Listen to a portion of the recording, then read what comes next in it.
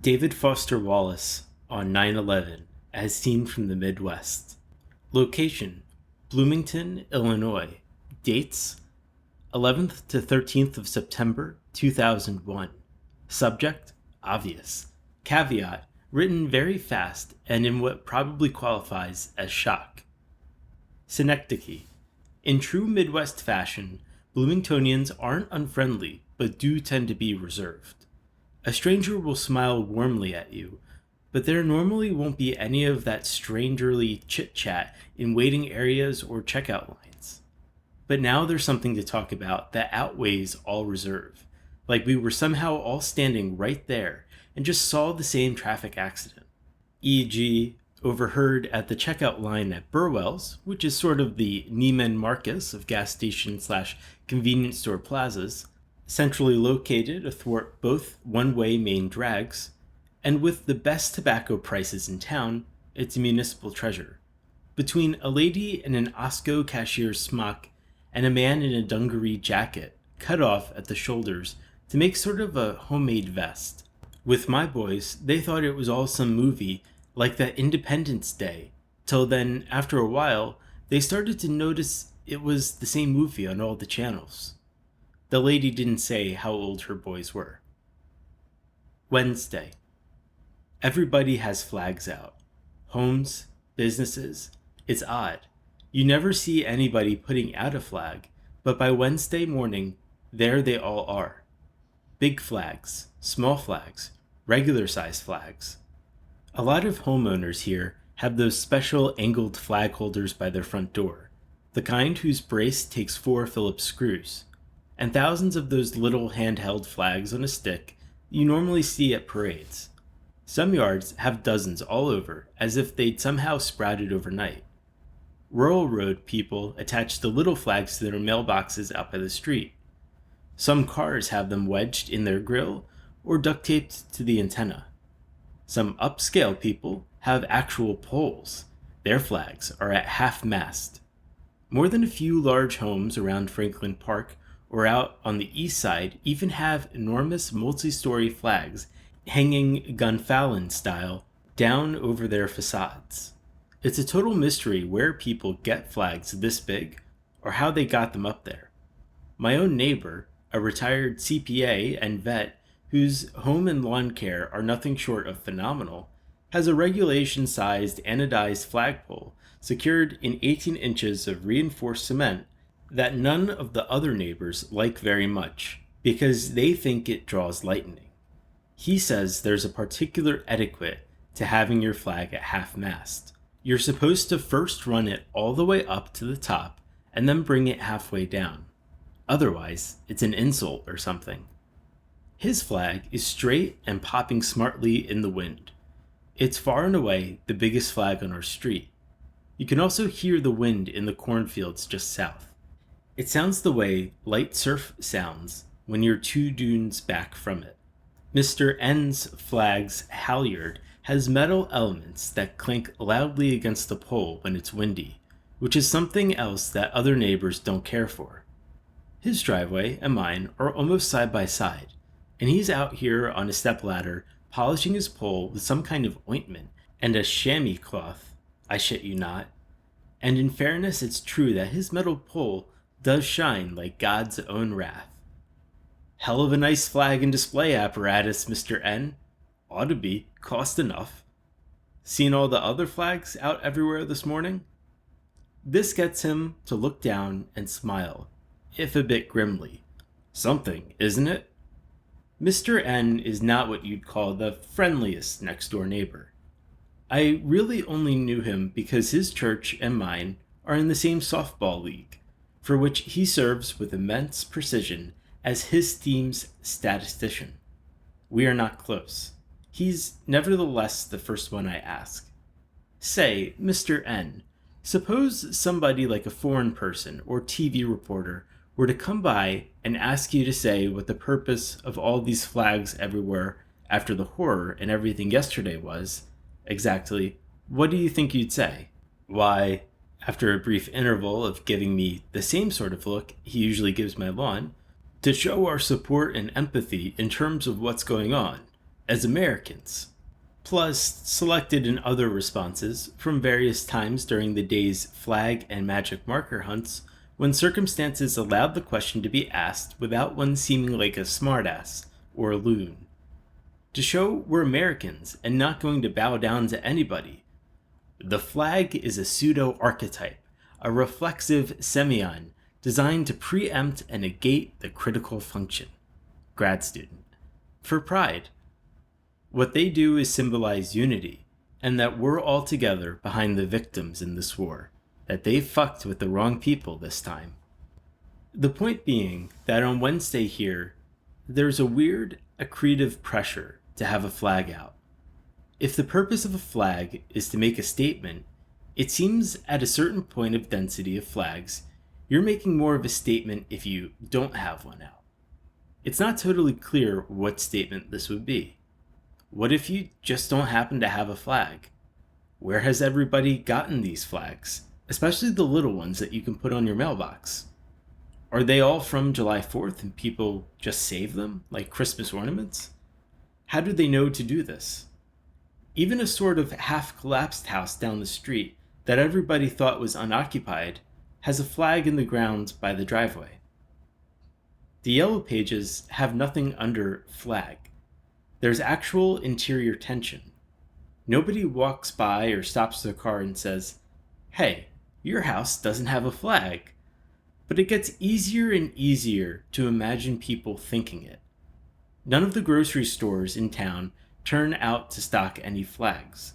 The novelty shop downtown has nothing but Halloween stuff. Only a few businesses are open, but even the closed ones are displaying some sort of flag. It's almost surreal. The VFW hall is a good bet, but it can't open till noon, if at all. It has a bar. The lady at Burwell's references a certain hideous quick and easy store out by I-74, at which she was under the impression she'd seen some little plastic flags back in the racks with all the bandanas and NASCAR caps. But by the time I get there, they turn out to be gone, snapped up by parties unknown. The reality is that there is not a flag to be had in this town. Stealing one out of somebody's yard is clearly out of the question. I'm standing in a quick and easy, afraid to go home. All those people dead, and I'm sent to the edge by a plastic flag. It doesn't really get bad until people ask if I'm okay, and I have to lie and say it's a Benadryl reaction, which in fact can happen, until in one more of the horror's weird twists of fate and circumstance, it's the quick and easy proprietor himself, a Pakistani by the way, who offers solace and a shoulder and a strange kind of unspoken understanding, and who lets me go back and sit in the stockroom amid every conceivable petty vice and indulgence America has to offer and compose myself, and who only slightly later, over styrofoam cups of a strange kind of tea with a great deal of milk in it, suggests gently construction paper and magical markers, which explains my now beloved homemade flag. Aerial and ground views. Bloomington is a city of 65,000 in the central part of a state that is extremely flat, so that you can see the town's salients from very far away. 3 major interstates converge here, and several rail lines. The town's almost exactly halfway between Chicago and St. Louis, and its origins involve being a big train depot. It has a smaller twin city, Normal, that's built around a university and a slightly different story. Both towns together are like 110,000. As Midwest cities go, the only remarkable thing about Bloomington is its prosperity. It's recession-proof. Some of this is due to the county's land, which is world-class fertile and so expensive you can't even find out how much it costs. But Bloomington is also the national HQ for State Farm, which is the great dark god of consumer insurance, and for all practical purposes owns the town, and because of which Bloomington's east side is all smoked glass complexes and build-to-suit developments and a 6-lane beltway of malls and franchises that's killing the old downtown, plus a large and ever wider split between the town's two basic classes and cultures, so well and truly symbolized by the SUV and pickup truck, respectively. Despite some people's impression, the native accent isn't Southern, simply rural, whereas corporate transplants have no accent at all. In Mrs. Bracero's phrase, State Farm people sound like the folks on TV. Winter here is a pitiless bitch, but in the warm months, Bloomington's a little like a seaside community, except the ocean here is corn, which grows steroidically and stretches to the Earth's curve in all directions. The town itself in summer is intensely green, streets bathed in tree shade and homes' explosive gardens, and area code sized parks, and golf courses you almost need eye protection to look at, and row upon row of broad, weedless, fertilized lawns, all lined up flush to the sidewalk with special edging tools. People here are deeply into lawn care. My neighbors tend to mow about as often as they shave.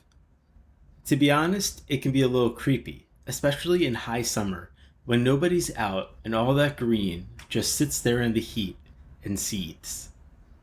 Like many Midwest towns, Bloomington is lousy with churches. 4 full pages in the phone book. Everything from Unitarian to bug-eyed Pentecostal. There's even a church for agnostics. Except for church, plus I suppose your basic parades, fireworks, and a couple corn festivals, there isn't much public community. Everybody pretty much has his family and neighbors and tight little circle of friends. By New York standards, folks keep to themselves. The native term for a conversation is visit. They play golf and grill out and go to mainstream movies, and they watch massive, staggering amounts of TV. I'm not just talking about the kids. Something that's obvious but still crucial to keep in mind, re. Bloomington and the horror that is reality, any really felt sense of the larger world is televisual. New York's skyline, for instance, is as recognizable here as any place else, but what it's recognizable from is TV. TV is also more social here than on the East Coast, where in my experience, people are almost constantly leaving home to go meet other people face to face in public places. There don't tend to be parties or mixers per se here. What you do in Bloomington is all get together at somebody's house and watch something. Here, therefore, to have a home without a TV is to become a kind of constant and Kramer-like presence in others' homes. A perpetual guest of folks who can't understand why you would choose not to have a TV, but are completely respectful of your need to watch TV and offer you access to their TV in some instinctive way they'd bend to lend a hand if you tripped in the street. This is especially true of some kind of must-see crisis-type situation like the 2000 election snafu or this week's horror. All you have to do is call somebody you know and say you don't have a TV. Well, shoot, boy, get over here. Tuesday. There are maybe 10 days a year when it's gorgeous here, and this is one of them. It's clear and temperate and wonderfully dry after several straight weeks of what felt like living in somebody's armpit. It's just before serious harvesting starts, when the pollen's at its worst. A good percentage of the city is stoned on Benadryl, which, as you probably know, tends to give the early morning a kind of dreamy, underwater quality. Time-wise, we're an hour behind the East Coast. By 8 o'clock, everybody with a job is at it, and just about everybody else is home drinking coffee and blowing their noses and watching Today or one of the other AM shows that broadcast, it goes without saying, from New York. At 8 o'clock, I personally was in the shower trying to listen to a Bears postmortem on WSCR Sports Radio in Chicago. The church I belong to is on the south side of Bloomington, near where I live. Most of the people I know well enough to ask if I can come over and watch their TV are members of my church. It's not one of those Protestant churches where people throw Jesus' name around or talk about the end times, which is to say that it's not loony or vulgar. But it's fairly serious, and people in the congregation get to know each other well and to be pretty tight. Most of the congregants are working class or retirees. There are some small business owners. A fair number are veterans or have kids in the military, or, especially, the various reserves, because for many of these families, that's simply what you do to pay for college. The house I end up sitting, with clots of dried shampoo in my hair, watching most of the actual unfolding horror at, belongs to Mrs. Thompson, who is one of the world's cooler 74-year-olds and exactly the kind of person who, in an emergency, even if her phone is busy, you know you can just come on over. Her house is about a mile away, on the other side of a mobile home park. The streets are not crowded, but they're not yet as empty as they're going to get. Mrs. Thompson's is a tiny, immaculate, one-story home that on the west coast would be called a bungalow, and on the south side of Bloomington is simply called a house. Mrs. Thompson is a longtime church member and a leader in the congregation, and her living room tends to be kind of a gathering place. She's also the mom of one of my best friends here, F, who was a ranger in Vietnam and got shot in the knee and now works kind of unhappily for a contractor installing Victoria's Secret franchises in malls. He's in the middle of a divorce, long story, and living with Mrs. T while the court decides on the disposition of his house. F is one of those for real combat veterans who doesn't talk about the war or even belong to the VFW, but is sometimes somber in a haunted way, and always goes quietly off to camp by himself over Memorial Day weekend. And you can tell that he carries some very heavy shit in his head. Like most construction guys, he has to get to his job site early and was gone long before the time I got to his mom's, which was just after the second plane hit the South Tower, meaning probably around 8:10. In retrospect, the first sign of shock was the fact that I didn't ring the bell, but just came on in, which normally here one would never do. Thanks to her son's trade connections, Mrs. T has a 42-inch flat panel Philips TV on which Dan Rather appears for a second in shirt sleeves with his hair slightly mussed. People in Bloomington seem overwhelmingly to prefer CBS News. It's unclear why.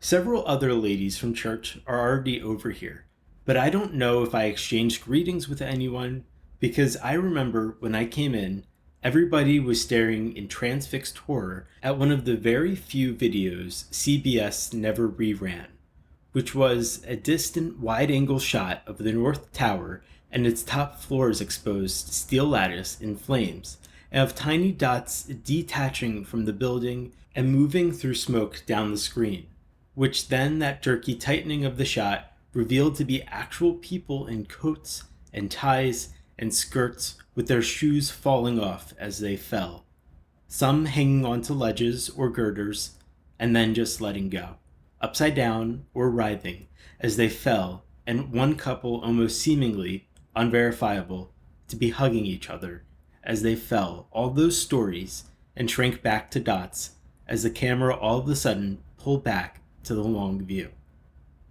I have no idea how long the clip took, after which Rather's mouth seemed to move for a second before any sound emerged, and everybody in the room sat back and looked at one another with expressions that seemed somehow both childlike and horribly old. I think one or two people made some sort of sound. It's not clear what else to say. It seems grotesque to talk about being traumatized by a video when people in the video were dying. Something about the shoes also falling made it worse. I think the older ladies took it better than I did. And then the hideous beauty of the rerun clip of the second plane hitting the tower, the blue and silver and black and spectacular orange of it, as more little moving dots fell. Mrs. Thompson was in her chair, which is a rocker with floral cushions. The living room has 2 other chairs and a huge corduroy sofa that F and I had to take the front door off its hinges to get into the house. All the seats were occupied, meaning 5 or 6 other people, mostly women, all over 50, and there were more voices in the kitchen, one of which was very upset sounding and belonged to the psychologically delicate Mrs. R, who I don't know very well, but is said to have been a beauty of great local repute. Many of the people are Mrs. T's neighbors, some still in robes, and at various times people leave to go home or use the phone and come back, or leave altogether. One younger lady went to go get her children out of school, and other people come. At one point, around the time the South Tower was falling, so perfectly seeming down into itself, I remember thinking it was falling sort of the way an elegant lady faints, but it was Mrs. Bracero's normally pretty much useless and irritating son Dwayne who pointed out that what it really looked like is if you took some film of a NASA liftoff and ran it backwards, which now, after several reviewings, does seem dead on. There were at least 10 people in the house. The living room was dim because in the summer, everyone keeps their drapes pulled. Mrs. T's living room is prototypical working class Bloomington too, by the way. Double pane windows, white Sears curtains with valance, catalog clock with a background of mallards, magazine rack with CSM and Reader's Digest, inset bookshelves used for Franklin collectibles, and framed photos of relatives and their families, 2 small tasteful knit samplers with the Desiderata and Prayer of St. Francis, antimacassars on every good chair, and neutral wall-to-wall carpeting so thick that you can't see your feet. People take their shoes off at the door. It's basic common courtesy. Is it normal not to remember things very well after only a couple of days? Or at any rate, the order of things? I know at some point, for a while, there was the sound of somebody mowing his lawn, which seemed totally bizarre, but I don't remember if anyone said anything. Sometimes it seems like nobody speaks, and sometimes like everyone's talking at once. There's also a lot of telephonic activity. None of these women carry cell phones. Dwayne has a pager whose point is unclear. So it's just Mrs. T's old wall mount in the kitchen. Not all the calls make rational sense. One side effect of the horror seems to be an overwhelming desire to call everybody you love. It was established early on that you couldn't reach New York. 212 yields only a weird whooping sound. People keep asking Mrs. T's permission until she tells them to knock it off, and for heaven's sake, just use the phone. Some of the ladies reach their husbands, who are apparently all gathered around TVs and radios at their workplaces. For a while, bosses are too shocked to think to send people home. Mrs. T has coffee on, but another sign of the crisis is that if you want to have some, you have to get it yourself. Usually, it just sort of appears. From the door to the kitchen, I remember seeing the second tower fall and being confused about whether it was a replay of the first tower falling. Another thing about the hay fever is that you can't ever be totally sure someone's crying, but over the 2 hours of first-run horror, with bonus reports of the crash in PA and Bush getting rushed to a secret SAC bunker and a car bomb that's gone off in Chicago, the latter then retracted, pretty much everybody either cries or not, according to his or her relative abilities. Mrs. Thompson says less than anybody. I don't think she cries, but she doesn't rock her chair as usual either.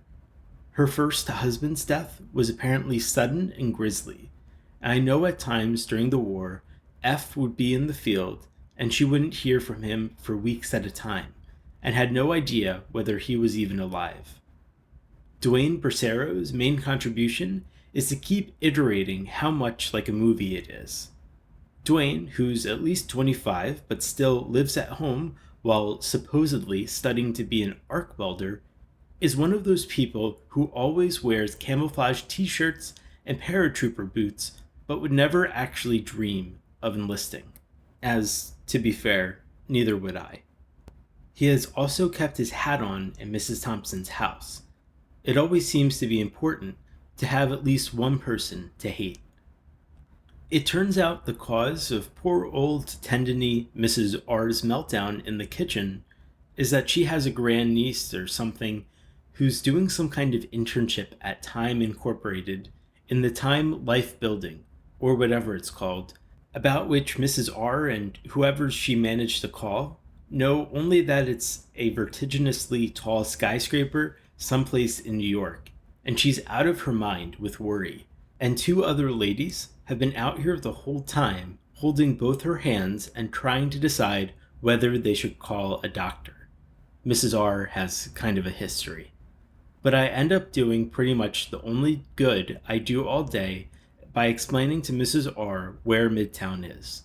It thereupon emerges that none of the people here I'm watching the horror with, not even the few ladies who'd gone to see Cats as part of some group tour thing through the church in 1991, have even the vaguest notion of Manhattan's layout and don't know, for example, how far south the Financial District and Statue of Liberty are. They have to be shown via pointing out the water in the foreground of the skyline they all know so well from TV.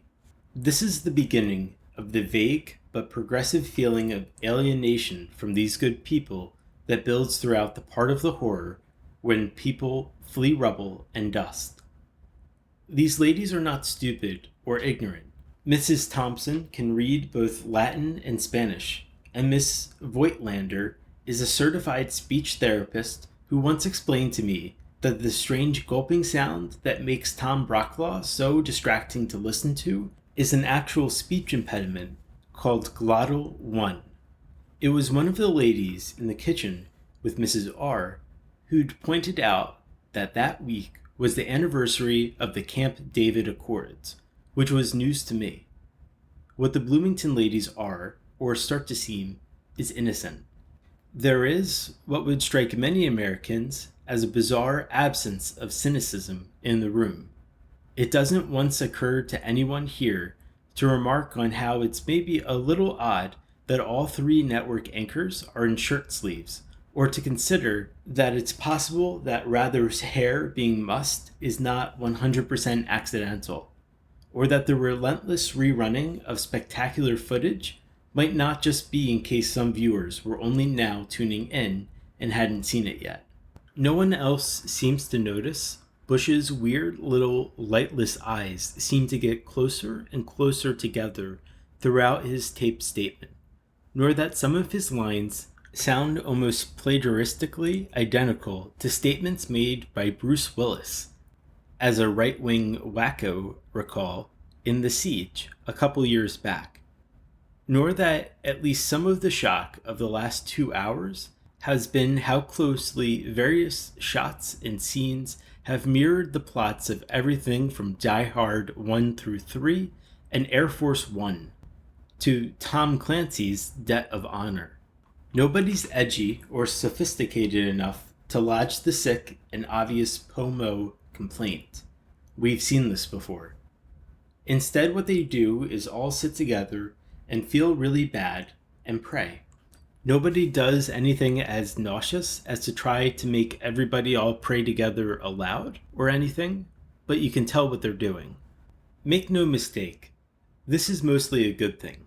It makes you think and do things you probably wouldn't if watching alone. Like, for one thing, to pray silently and fervently that you're wrong about Bush, that your view of him is distorted and he's actually far smarter and more substantial than you believe. Not just some weird soulless golem or nexus of interest dressed up in a suit, but a statesman of courage and probity, and it's good. This is good to pray this way. It's just a little lonely to have to. Innocent people can be hard to be around. I'm not for a moment claiming that everyone in Bloomington is like this. Mrs. T's son F isn't, though he's an outstanding person. I'm trying to explain the way. Part of the horror was knowing that whatever America the men in those planes hated so much was far more my own.